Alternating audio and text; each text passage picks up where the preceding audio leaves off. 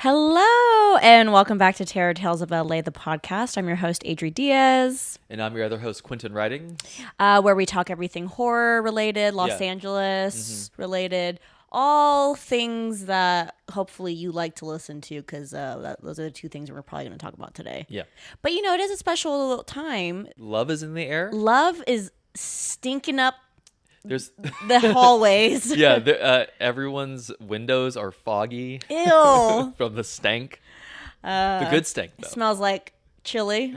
Yeah. Because everyone's making chili. Yeah, that tradition of Valentine's Day chili. I mean, sex. I mean, the nasty chili. Yeah. I mean, the pervert chili. Baby, are we making some nasty chili tonight? I remember one time I said this to my cousin's husband, and he thought it was the funniest thing in the world. He, like, to this day is always like, remember when you said making chili, but you meant sex? He's a sweet guy. Yeah. A sweet, simple guy. But anyways, Valentine's is coming up, and I feel like I'm in a manic episode right now. Yeah. Not because it's Valentine's Day, but I just have this strange urge to cut off all my hair and shave my eyebrows. And at first I was like, yeah, I want to be like a cool, trendy girl. And I was like, oh, wait, no, is that me in psychosis right now? That, I feel like, is going more on the psychotic side. It's kind of giving 2007 Britney Spears, right? But there's probably some, like, people online who would be like, yas, girl, that's do it. Yas, girly pop. Yeah. I had a dream that I shaved off all my eyebrows, and then I woke up being like, should I just do it? Yeah, that's always a good move to literally follow your dreams. And then I was looking at this girl who's very much my type in the comedy world, and she has really short hair, and she books everything, and I'm like, should I chop off all my hair like her? Okay, other question, does she have eyebrows? Yeah. But then maybe that's the missing factor. Maybe that's why she's not an A-list celebrity and she's only a C-list celebrity. Because she's not willing to take the extra step of shaving her eyebrows away? No. All right. I think try one. Maybe just go like half medium length of hair, shave one eyebrow. No. Be so for real right now. Let me go full psychosis. You're right. I should encourage you to shave all your hair off. You're like, just go fake alopecia at this point. Just go head to toe, zero body hair. Leave the bush. I don't know. I've been having a day today. It's been a very stressful day. I got here late to the studio. You and our producer had the privilege of watching me try to parallel park for like 3 minutes straight, and it really set me off edge. If there was a razor in the car, those eyebrows would have been gone. I feel like I want to like invent like the girl Olympics, and I feel like one of the categories would be parallel parking. Stop. And she's gonna hit the curb. She has a 10. I would so lose. Yeah. I would so lose. I'm so bad, and I especially get extra bad whenever I know someone's looking at me. There was like one time I was trying to parallel park, and it was the old car that you sold me years ago, the Honda Accord. Yeah, which we nicknamed Krampus because it really had a Krampus vibe. It had a demonic holiday spirit. It absorbed all the evil of Los Angeles. Yeah. But the wheel would get stuck sometimes. And there was one time I was trying to parallel park and the wheel was getting stuck. And this old man walks by, and of course it's a man. And he's just like, in this way, you turn the wheel this way. And I'm just like, no, it's the wheel. Like, leave me alone. It was so embarrassing. That's okay. I'm sure God struck him down shortly after. He better. He better. There was also one time, I know I'm really going on a real tangent here, but just let me move past through psychosis. But there was also one time I remember there was an old man who fell on the street, and I pulled over, and me and my roommate like helped him up. And he was like, oh my God, thank you so much. Like, you're going to have the best luck for doing this. Like, you're going to have riches. And I swear to God, it was like the worst year of my life. That liar. He like cursed me. Yeah. He literally cursed me. And to this day, I'm just like, what would have happened if I never saved that old man? I probably would have been famous. You would have gotten his riches. Maybe. And we wouldn't even be like talking right now. You'd be in a mansion somewhere. Yeah, exactly. I'd be in a mansion with my husband, Elon Musk. Yeah. No hair. No hair. That's how he likes it. Ew. What does he sound like? Like South Africans like so hard. Yeah, don't do that. I know you can because he's white, but just don't do it. But anyways, I think one highlight that I had this past week, while I'm going through my mental breakdown, we saw the movie Hard Eyes. Highlight. And I really liked it. I don't think I want to spoil anything. Because if you're listening to this, it's about to be Valentine's Day. And honestly, I swear, if you do not have any Valentine's Day plans, go see Heart Eyes. Yeah. I was pleasantly surprised. Yeah, one of my favorite horror comedies in a long time. The fact that it was so unexpected is like just like a cherry on top. Yeah, it was. I knew going in, I knew it was going to be funny, but I didn't know how funny. It kind of felt like one big long sketch with horror in it. Yeah. Which is fun, and I think that's very much our brand. It is. Like if you could have made like a perfect kind of like sweet spot movie for us, this lives there. Yes. Probably because it makes sense because the director who we have watched his other films before, he did Scare Me, and then he did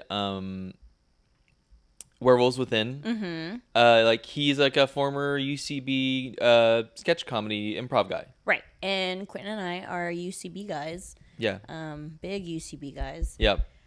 And yeah, that makes a lot of sense. That he was able to kind of translate that funny sensibility into just really well done horror movies that also are like pleasant to watch. Yes. There was a lot of moments where it was just like laugh out loud funny for me. Yeah. Which was very cute. As the kids would say, that movie fucked. Yeah. Is that what you said, Ben? Our producer? Our Yeah. Gen Z producer? Our Gen Z producer, yeah. First things, yeah, it was like... First thing he said, that movie fucks. That movie fucked. And I was like, okay, noted. That's Yeah. what the kids are saying nowadays. Yeah. He keeps us young. He does. And we're aging rapidly. Every before every show, we have little flashcards of like new Gen Z words we need to learn. It's giving Tangled a little bit. He's our Tangled, and we're the old hags sucking his like, youth out. No, don't leave your studio apartment. And we want you to stay up here and spend time with Mama. You're so Mama. Yeah, Mama. Spend time with Mama. We so have that vibe of that lady. That's so us. As I'm aging, I'm really realizing she was right. She was right. I don't blame her. Why does she get all the beautiful youth hair? Yeah. Keep your simpleton adopted child up in a tower where you get to like. What, did she like steal Quentin, her I youth? can tell you didn't stretch your tongue today. Valentine's Day is coming up and you did not stretch your tongue. You're right. I need it. Okay, stretch it real quick. I need it loose for this weekend. Ew. Tonguing holes. What are your Valentine's Day plans? Working, sadly. So you need that tongue to be talking up a good tip. Yeah, talking my way into tips, faking it when I walk up to tables, going, "Oh, I love love. I'm so happy. You two look so happy together." I would be like, "We need to leave." If my waiter came up to me and was like, "I love love." No, you feed each other and let me watch. Ew. Did you work at Valentine's Day last year? No, because this is a newer job, right? Is it? Oh yeah, I was still doing coffee. No one cares about coffee on Valentine's Day. For coffee, do you know how to make like little foam art? Oh, hearts are easy. Yeah, stretch your tongue. Hearts are like the easiest thing you can do. Stretch your tongue. Oh, do not crack your knuckles threateningly. I'll do it once as a bit, but don't piss me off. Yeah, I remember when I was younger, I worked a Valentine's Day at CPK. Shout out to CPK when I was like 21. The most romantic pizza spot. Literally, it was a nightmare because all these like young couples came in, and of course they don't tip. And you have to give them a fucking heart-shaped pizza. I feel like that'd be fun for like breaking up with someone though, because you order the pizza, but you ask them to kind of split the heart before it gets there. And the pepperonis spell out, "We're over." Yeah. "We're over. I'm really into your sister." Mm-hmm. Yeah, tiny pepperonis. The tiniest. Yeah. There's those little ones. Little cup ones. Yeah, those little cup ones. Yeah, you could do it. I'm breaking up with you because these cup pepperonis remind me of your nipples. Is that what someone told you? No, yeah, they told me that. Quentin, no wonder you work on Valentine's Yeah. Day. 'Cause So you have I work through the pepperoni cup pain. nipples. Yeah, I work through the pain. And the worst part is they're inverted. Ew. So the cut part's facing in. Ew. Okay, what is the worst date you've ever had? Um, I could tell you mine while you're thinking. yeah, if you have them locked and loaded, like I'm reminiscing because all my dates are lovely because women, you rock. They're not gonna think you rock once they hear about your fucking inverted pepperoni nipples. Well, no, that I think my soulmate has like outie nipples, so then like Oh, so when you guys kiss, they they lock. lock in. Yeah. See, it's kind of beautiful. Something for That's everybody. actually gorgeous. Yeah. I think I've had a lot of bad dates because I'm a woman, but none of them are funny. So I'll tell you like the funniest worst Yeah. date I've ever had. Like I remember when I was 20, I went on a date with this guy that I didn't really want to go on a date with, but I was 20 and didn't know how to say no. And so I went out with this guy, and the whole time he just kept calling me Adrian. But I didn't correct him. The fakest name possible. I know, too, for like- real, Adrian. It was like a mixture of Audrey and Adrian. Yeah. But I was too awkward to correct him. So like the whole night, he was just like, so Adrian, what kind of movies do you like? And I just like didn't say anything, and then I just ghosted him. And then I remember he left me like this really sad voicemail, being like, Adrian, what happened? It was bad. It was bad news bears. Okay, what about you? Worst date? I did go on a date with someone who used to work for American Apparel. And she wasn't like a model. She worked on like the actual like supply side like for the company. And this was around the time the like allegations of Dove Charney, the CEO, came out. And I was like, it's like, oh yeah, that's Well, why don't you describe what that is for people who don't know? the CEO? Yeah, the allegations. Oh, that he's like verbally abusive, like kind of like toxic workplace. I don't know if he was a sex pest, but usually they are. A sex what? Pest. What does that mean? You know, like they're like creepy, touchy, kind of pressure women in dates, that kind of thing. Ew. Yeah. Sex pest? Yeah. Okay. If you're online, you pick up these things. Ben, is this true? Ben don't even know. Ben, are you on Twitter or X? You're not supposed to be on X. It's called Twitter. Well, you're not supposed to be on Twitter. Where am I supposed to get my news? The news source? Fox? Like me? No, I'm just kidding. Whatever Fox News, like their Twitter is. Oh, Truth Social. Are you on Truth Social? I've never even heard of that. It's like right-wing Twitter. Ben's, Oh, no. Ben, why do you know about this? Yeah, that's where he like went after he got banned originally. That's so funny. Yeah. Anyways, what were you saying? Oh, she just like I was like, yeah, that's kind of sucks, right? And she's like kind of defending him. He's like, actually, those people just like were kind of like whatever, bitter about something that happened at the company, and they were just like kind of making shit up. So You said that? yeah, Ooh, so that's she's like, awkward. I know she's like defending it, and it's like okay, yeah. Well, what did you say? How did you react? I just deflected and moved on. I ordered another round. Did you split the check? Oh yeah, Did you? I think That's somehow more evil than what she did. I wasn't. No, if we were vibing, I'm always happy to pick it up. But if not, things are going bad. It's like, nah, let's go halvesies. I see. Yeah, I'm not gonna invest in that. Yeah, that's pretty uncomfortable. Okay, so speaking of UCB and improv, what's the worst improv set or show you've ever had? There was one time a Christmas show you had me on, and I wasn't a very seasoned performer yet. So I was doing like a Jimmy Stewart "It's a Wonderful Life" kind of solo thing where like he was actually the villain all along of the play, and I just did like a whole bit about that. So I was like hoping to get like warmed up, like maybe like have other people go on stage, but you put me first Yeah, I did. because you're evil. No, because you're the real evil Jimmy Stewart. No, because the lineup made the most sense because you were like the only holiday act. So I wanted you to open the show like that. Well, I'm sorry, babe, you weren't a closer yet. But also, like, why was it a holiday show then? Because it was a Christmas show. Was That's it why you around Christmas? No, it was literally in December, and the whole theme of it was Christmas. But all the stand-ups and other performers didn't do Christmassy They just stuff. did regular bits. Yeah. So it made the most sense for you to open the show with the Christmas vibe. The one holiday bit. So I wasn't seasoned yet. So like I remember being on stage. I said in character like most of my lines, but about halfway through, like the lights were warm, and I kind of like just like, oh, it's so hot up here.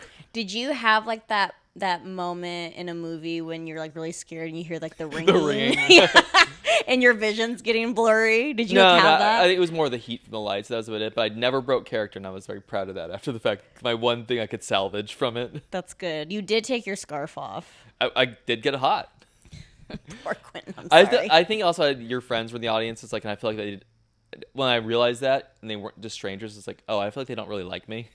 I don't think that's true. I know. I think looking back, they probably didn't care. But I feel Yeah. like at the time, it was like, oh, they disliked me, so they're rooting for me to fail. So you got more nervous. Yeah. So you didn't have your like Eminem lose yourself moment. Yeah, I didn't come back on stage as Jimmy Stewart saying, you know what? Yeah, I live in a trailer, and you did fuck my girl. But I'm still out here saying, fuck the free world. Yeah, that was pretty funny. I've had a lot of bad shows. It's really hard to narrow down one. I was gonna say, it feels like the more you do it, there's it's just a math game at a certain point. Yeah, there was one I recently had where it was like a charity show, which you would think the energy would be really good because all the people supporting are there to laugh and feel good again. Yeah, but and then this is like no shade to the producer because I get what they were doing, but it was the show was to raise money for animals for the Eaton fires, and then the producer host of the show showed pictures of like burnt up cats in the very beginning of the show, and it really set the tone.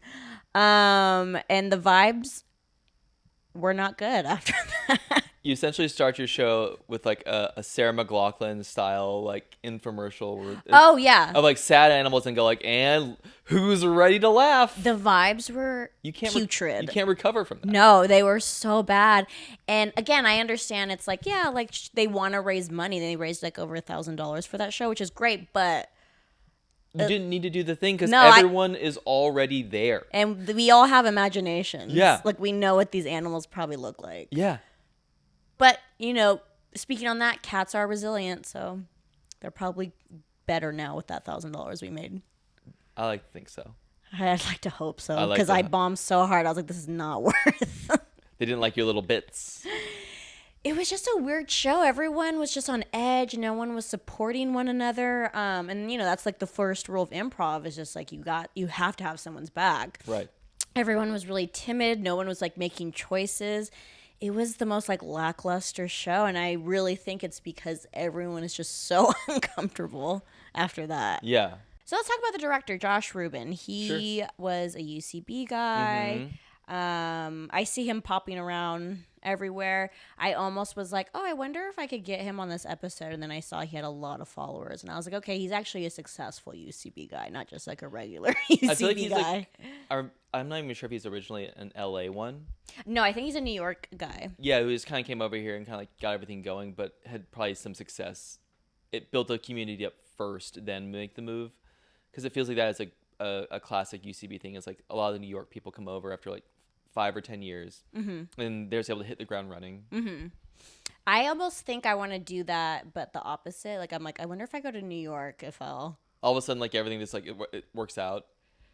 It kind of makes sense, right? Because I remember Brian, a guest that we've had here before, he had mentioned like how since he like kind of made it bigger in Chicago, and then when he moved here, he felt like there were a lot of opportunities, being like, oh, you have like a name in Chicago, cool, like we want to get to know you. So I feel like since I have a little name here, I could go to UCB New York, and they'd be like, oh, okay, yeah, like here's this new person, but technically I'm seasoned. It's a fresh face, but you're not going through any growing pains by getting Yeah. there. Let's do it. We're gonna go like get on Law and Order. Let's go to New York, go on Law and Order. Yeah. 10 years when nothing happens for us, we'll Yeah. go to Chicago. Yes. Chicago will do IO. Also, we'll by that point we'll have to start our own improv theater. Yes. And rule that with an iron fist to make up for the fact we didn't succeed in the way we wanted to. Yes, exactly. And we'll just The keep moving. classic improv structure. Yes, and they'll just keep moving and moving and moving until one of us gets canceled. Mm-hmm. That's And the then nature we of get it. to pivot to even more money, which is the old right-wing grifter. Which is like, you cancel me, well, guess what? I'm conservative now, and for some reason I make a lot of money doing that. Because their fans are not funny people, but they have a lot of money. Yeah, that is true. I know, it sucks. But back to Josh. He's very funny, and I believe he did this in collaboration with the team or a couple of the writers from like Happy Death Day, Freaky, who've also been like a fun hot streak of like taking these kind of like genre famous movie like styles of movie, like the time travel movie or like the like Groundhog's Day, like these really fun conceits, and this like adding then a horror element to it in like a fun way. Yeah, I remember not seeing Happy Death Day for the longest time because I kind of thought the idea of it was stupid. Yeah. But the fact that they kind of knew what they were, and that's like the secret to it. It's like if you have an idea, you just have to really sell it, you know? And you can't like half-ass like this like genre, like, oh, this is a romance and a horror movie. It's like, no, go all out, do the whole thing, make this a cliche rom-com, and then boom, all of a sudden it's a horror movie. Like, it's so funny. Because I think there has to be some love there. Yeah. Like in order to parody something, you also kind of have to love it. Because you otherwise you don't know it. Like, you have to like know actual things to then make fun of, to lambast. Right, exactly. Yeah, and to me, it just felt like one big sketch. It was a great. No spoilies, but like, do you have like anything like? Because I feel like you maybe like rom-coms, like or like fun movies. Is there anything like you like any like maybe non important scene that you really enjoyed? The paramedic at the end was really funny. That person, yeah, they were great. Yeah, without spoiling anything, there was like a paramedic that just felt like she was straight from like an SNL sketch. Like, did not make sense for this character to be there, but she sold it completely. And there's like one part where a guy was like, "Oh, does anybody have a pen?" And just like out of nowhere, she's like, "Yep, right here." It was such like a funny, her delivery for every line. She maybe had like 3 or 4 lines. Yeah, Perfect. Yeah, it just felt like one big like improv showcase. And I was a little jealous. I didn't get to be a part of this. I felt like I would have done really well. it's like that is like hard being in LA like for a long time. After a while, you like see who you could have been pretty quickly. Yeah. You feel like, oh, I was right for that. The main actress was really pretty.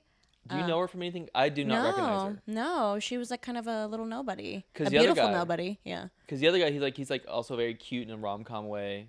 What was he in? Mason something. He was in the part of the new Scream franchise.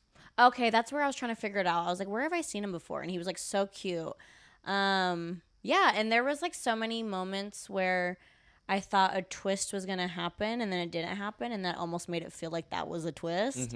So that's all I'll say. Chef's kiss to that. Mwah. Subverting your expectations. Yeah, essentially. Yeah, exactly. By not doing it, it's like, well, that's kind of subverting. Yeah, I would say, yeah, if you have any last minute, if you're swiping on Bumble, and a girl happens to message you first and you don't have any plans, I say take them to the Americana. Yeah. Show them the beautiful statue. The beautiful statue. The beautiful gold statue. Watch the fountain show. Watch the fountain show. You could sit in the fake grass. Yeah. And then you guys can see the movie, sit out in the grass, talk about how much you liked the movie, how funny it was, how cute it was, and then maybe share a romantic kiss next to the Haagen-Dazs. And then buy each other Wetzels. Yeah. Meet in the middle for the Wetzels. Meet in the middle. Oh. Or if you're like a lonely, like kind of incel type, you use your AMC Entourage. You use your friend to buy 2 tickets, screenshot it, send it to your mom so she doesn't worry, and then you take those 2 seats and you sit at the one like further away from like the next person over, so you have a nice little barrier to watch this movie in the comfort of your space.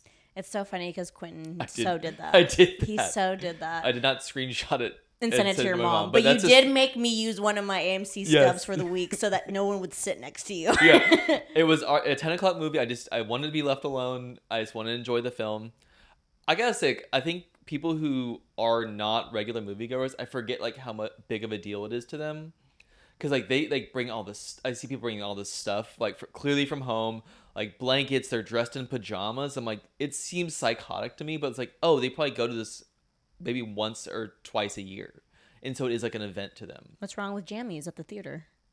What's wrong with jammies and bringing a rotisserie chicken to the theater? and then eating it like using your Snuggie as a napkin. Yeah, what's wrong with that? You know what? At this point, I give up. I'm on the losing side of this debate in terms of like being civil in the world. Hey, when it's a late movie, I'm not wearing makeup and I'm wearing sweats. And you're freely farting. I don't need to be polite. No, because you get all mad when I do that. I do. You need to be polite for these people, and those people. I am not freely farting. Those people are me. You need to be polite for me. I deserve clean air at the movies. Oh my god. I'm gonna burn my eyebrows off at this rate. Good one. Yeah, so I would say you can go do that for those dates, or if you're by yourself. It was a good movie. I really enjoyed it. And I don't know if there's ever been a movie like this, right? Where it truly leaned into both genres of a romance and a horror movie. No, I think this feels like a first to me. I mean, I know Thanksgiving kind of did that. To me, at least. It was like one of the first movies that I saw that, kind of leaned into like a holiday. I would say, murder. The movie. original. Yeah. Black Christmas. Black Christmas. There was Christmas. There was Thanksgiving. I was saying, let me ask you, your dream, we give you $1 million. Director Adri gets to put her director hat on, but you have to make it a holiday horror movie. I'm taking that money and running. But you cannot. I'm never looking back. You can't run. This is a Saw. I'll buy a gun. I'm going to shoot you guys. It's a Saw situation. So you have to direct this holiday movie.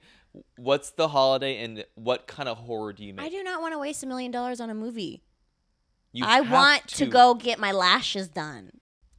Okay, so if I had to chain my beautiful flat foot up and Saw style, play a game and make a movie for $1 million, which, by the way, isn't even that much money to make a movie nowadays.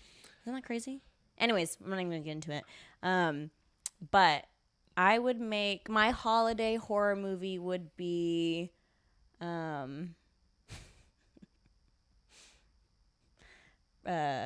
President's Day horror movie. Okay, that's fun. All the presidents from the past come back alive. As like ghosts or zombies? Zombies. Okay. Zombies and kill. I think they take over the White House. Mm-hmm. They kill everyone there, and maybe there's a school field trip, and so you have to the teacher has to get the kids out. I like that. So the teacher's the savior. I like that. Okay, but in this fictional world, is the president who the president is now in that movie as well? No, we'll do a happier. Because then I would say almost I don't feel like anyone would care. No. You We'll do a happier reality where we have a fake president people still respect and like. Ooh, what if the president? I mean, not too far from our current president, but what if the presidents come back as zombies, but they're like, oh, we don't like how this country's ran. We're gonna do it like back in the day. What? We're women, no voting. We're bringing slavery back. We're That's scary. Yeah, that's really scary. What's a gay person? I mean, that would be scary, to kind of regress that way. Actually, no, that feels very more topical. It's I know. Actually, it just feels like that could currently happen. We're trending that way without zombies. Okay, what about you? What is your holiday horror movie? I think I pitched you one already. I think in the style of a blaxploitation movie, if there was an MLK killer, and it's like him like killing like the man, like just like he only kills white people. I think that would be an incredible film. But to me, that doesn't read as horror. That reads to me as like action. It could be That's action. kind of like a fun, like kick-ass movie. I was thinking like action horror. Is that a thing? And MLK never killed any white people. He should. Well, that's where he fucked up. We're doing it right this time. No. I have a dream. No. I have a nightmare. Oh. For Whitey. We're going to hell. We're on the right side of this, though. We're on the right side, but something's a little fishy. That's a timeless message. Kill Whitey. Well, that would be you. Oh, fuck, you're right. But as long as they kill me last. Okay. Yeah, as long like that meme, as long as they hesitate. As long as they feel like a little bad for killing me at the end. They ain't hesitating. I'll be okay with it. MLK going, brah. Yeah, he brought me. Yeah.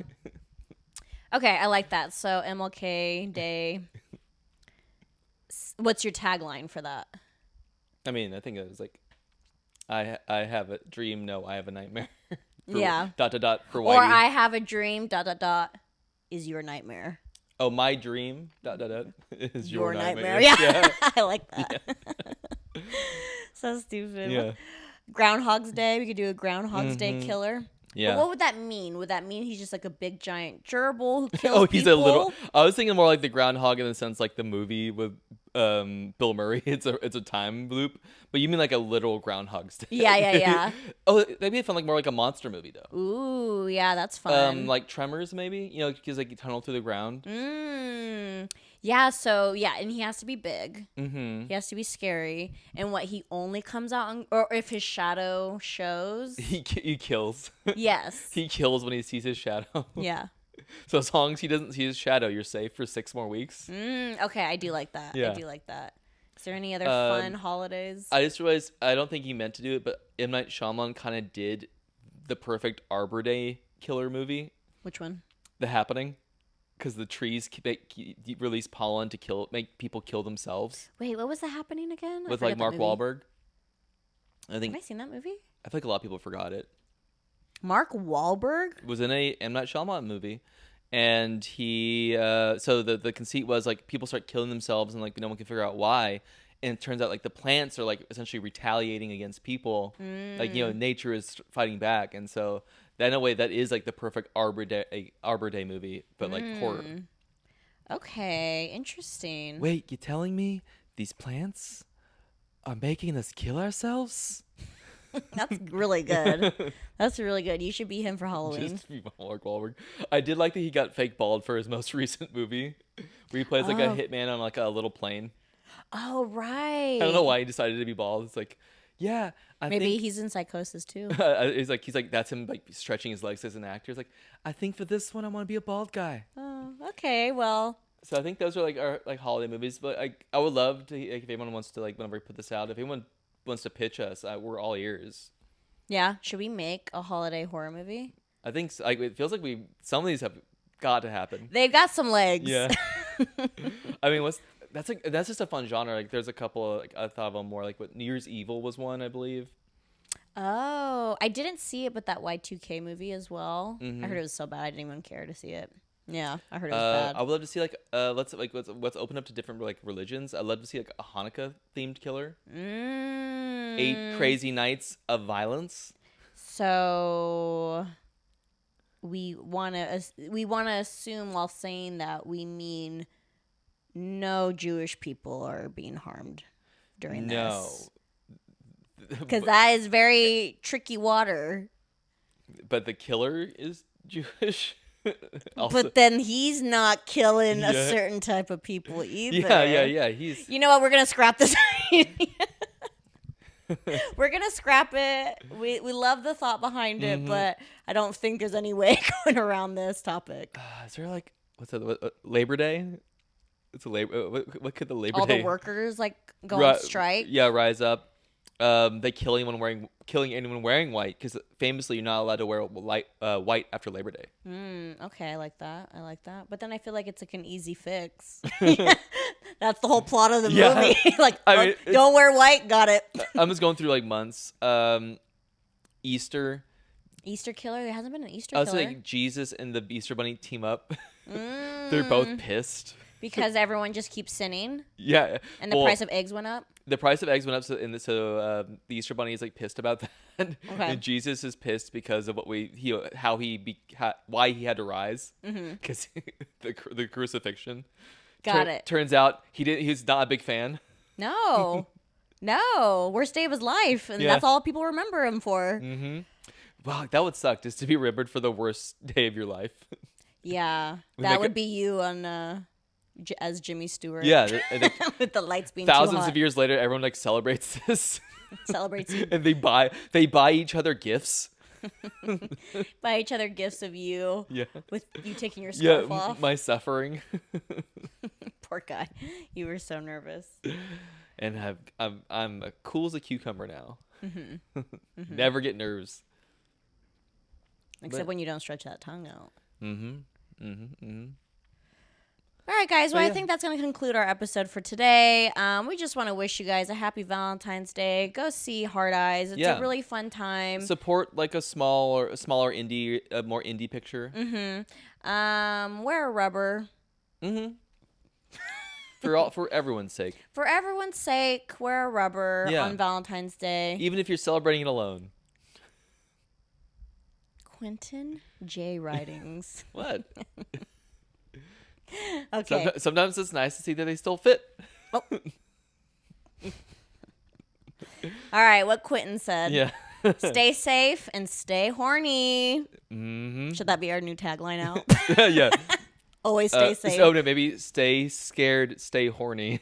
Okay, stay scared. Stay horny. Bye. Bye.